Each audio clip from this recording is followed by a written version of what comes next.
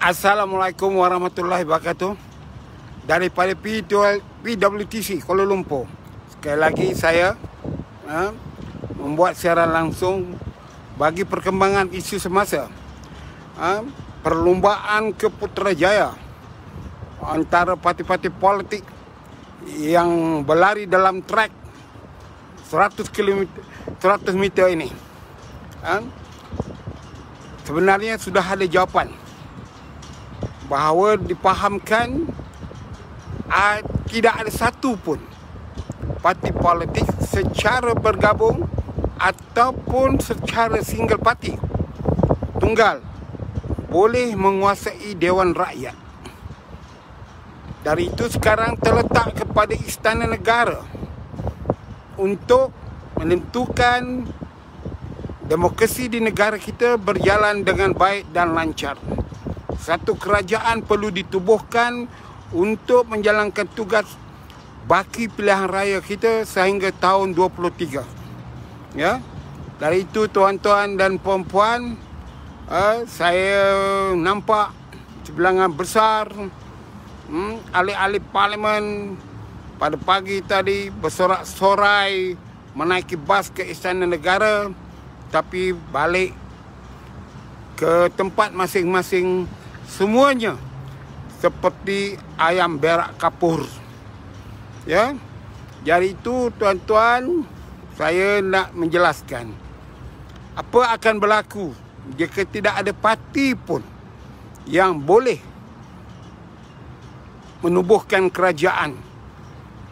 Seperti mana kehendak Perlembagaan Persekutuan Malaysia bahawa kerajaan tidak boleh tergantung kerana tidak ada parlimen, tidak boleh tergantung kerana tidak wujudnya kerajaan. Parlimen dan demokrasi dan kerajaan mesti berjalan serentak bagi menguruskan kepentingan negara. Pada pendapat saya bukan pendapat orang lain, bahawa sebenarnya hari ini Istana Negara memanggil bersemuka dengan semua parti politik. Kemungkinan besar sudah diberitahu bahawa mereka semua tidak boleh membentuk kerajaan secara gabungan ataupun secara parti tunggal. Sebaliknya, saya punya percaya Istana Negara ada solusinya. Kalau anda semua tidak mahu melihat kepentingan negara ini, seperti mana saya ulangkan selalu, apabila kepentingan negara bermula, kepentingan peribadi dan parti politik terpaksa dihentikan. Saya harap Istana Negara akan ada solusinya. Tetapi saya tahu solusinya apa. Maka akan dipilih seorang dari kalangan 200 orang ahli parlimen itu yang dipercayai tidak mempunyai cita-cita politik yang tinggi, yang dipercayai tidak memegang sebarang jawatan dalam parti politik, yang dipercayai berdasarkan pengalaman dan pengetahuannya boleh diterima oleh semua pihak. Kerana yang ada ahli parlimen sekarang ini adalah perangkat anak-anaknya sahaja dan ada yang pangkat cucunya sahaja. Dengan usianya menjangkau lebih daripada yang lain, maka orang ini mungkin akan ditunjuk sebagai Perdana Menteri. Dalam keadaan negara menghadapi pandemik, kerajaan ini akan diwujudkan secara war cabinet, kabinet perang, dengan jumlah parti yang ada di dalam parlimen ini cukup untuk mewujudkan kabinet perang di Malaysia ini, berselaras dengan kehendak demokrasi, iaitu dalam konteks yang sama. Kerana beliau juga mempunyai pengalaman waktu Mageran 69.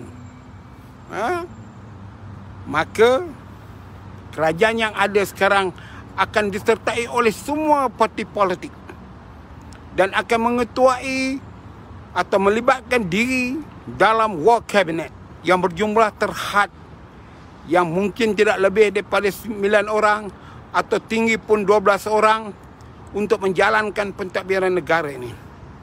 Dahulu waktu Mageran, kita hanya mempunyai 7 menteri saja untuk mengendalikan kepentingan nasional daripada tahun 69 sampai bulan September tahun 70. Jadi saya penuh percaya bahawa kabinet ini ialah kabinet ke arah pilihan raya.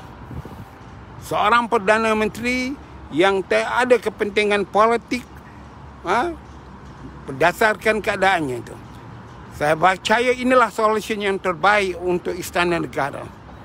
Di sini kita nak melihat wakil-wakil parti politik yang mempunyai kursi di Parlimen mengendalikan secara bersama masalah COVID-19, pandemik dan kemurungan ekonomi yang berlaku dalam negara ini.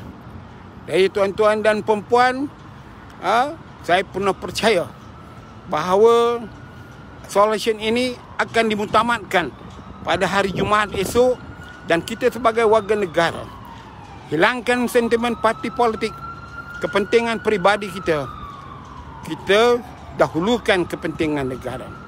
InsyaAllah dengan sokongan rasional, mengenepikan kepentingan masing-masing dalam politik, terimalah kenyataan ini bahawa kita mempunyai satu sistem baru yang dipanggilkan oleh Istana Negara sebagai reformasi politik gerakan baru, yang mana tidak terfikir oleh kita selama ini, yang mana melalui sistem Dewan Rakyat antara blok pembangkang dan blok kerajaan disatukan, yang digelarkan sebagai Unity Government. Unity Government ini tidak ada satu pun parti politik akan dikecualikan, insya-Allah. Jadi tuan-tuan, carilah siapakah yang kita fikirkan orang yang berkecuali untuk menghantar SD ini.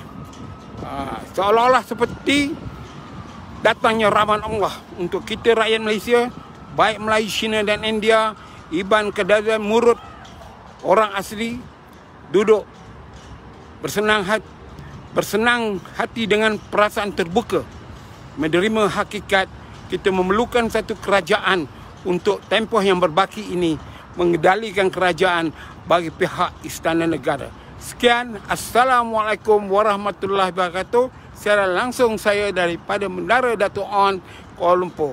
Bye-bye.